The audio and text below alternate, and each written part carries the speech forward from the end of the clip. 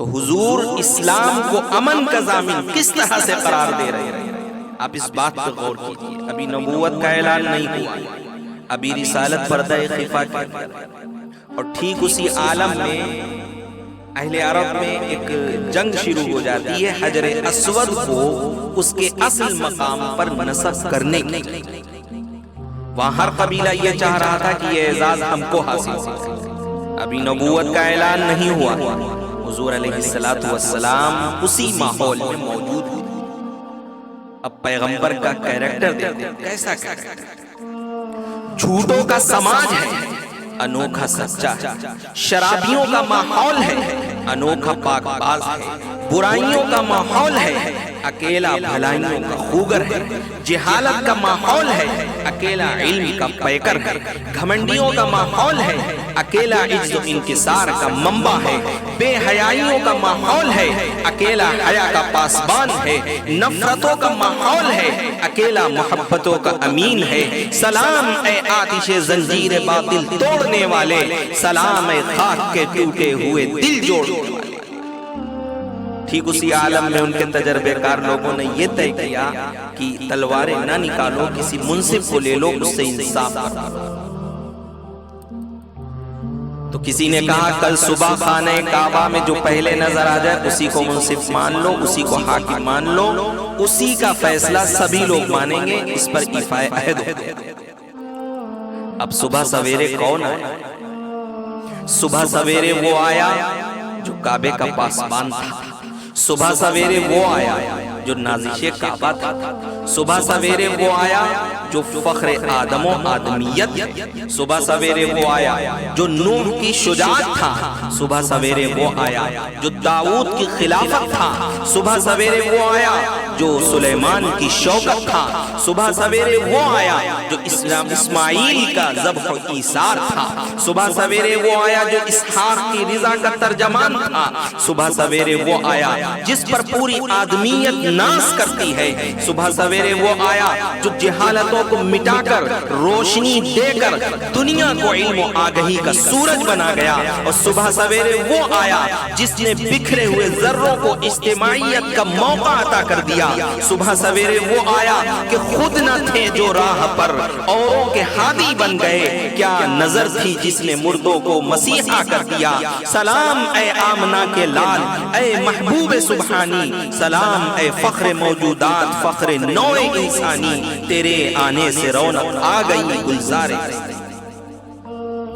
اب صبح سویرے جب حضور علیہ السلام کو دیکھا اہل مکہ نے تو کچھ تو خون کے رسیا تھی. دیکھتے ہی پکار اٹھے، مبارک ہو، امین آ گیا، صادق آ گیا. اب دیکھو جب آدمی کی ذات پر اس کا کیریکٹر حاوی ہو جاتا ہے تو اس کا نام لینا لوگ بے ادبی سمجھتے ہیں. اتنے بڑے آدمی کا ہم نام لیں کیسے پکاریں؟ جیسے کوئی بڑا عالم دین، اس کی پوری زندگی احقاق حق اور ابطال باطل کے اندر گزری، تو کوئی لقب دے دیتا ہے کہ شیخ الہند، کوئی کہتا ہے شیخ الاسلام، اس کے بعد نام لیتا ہے. کوئی کہتا ہے فقیہ ملت، کوئی کہتا ہے مفسر قرآن، اس کے بعد میں ان کا نام لیتا ہے.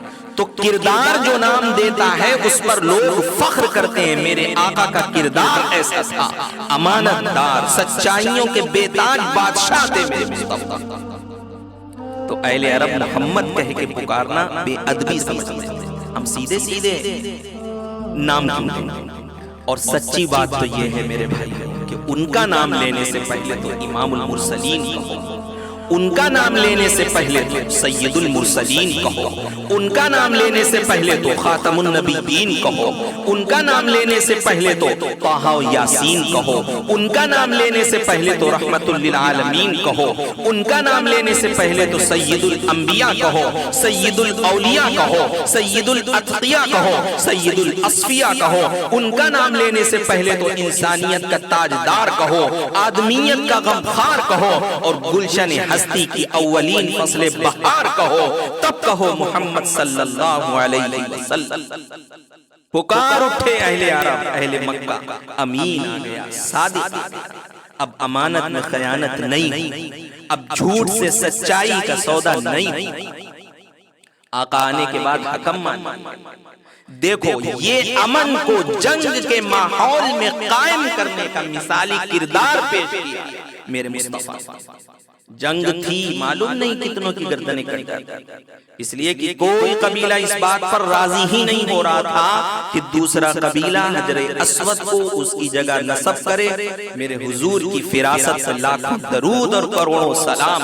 میرے آقا نے فرمایا چادر لے کے آؤ.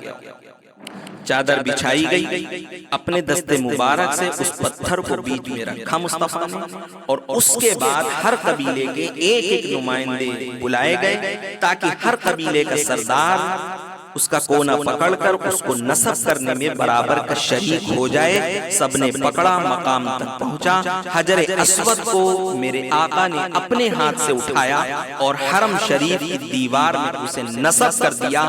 اس طرح جنگ کو امن میں تبدیل کر دینے والے پیغمبر نے کہا تھا ان الدین عند اللہ الاسلام. میرا دین جو اسلام ہے وہ صرف اور صرف سلامتی کا ضامن ہے، وہ صرف اور صرف شانتی کا ضامن ہے.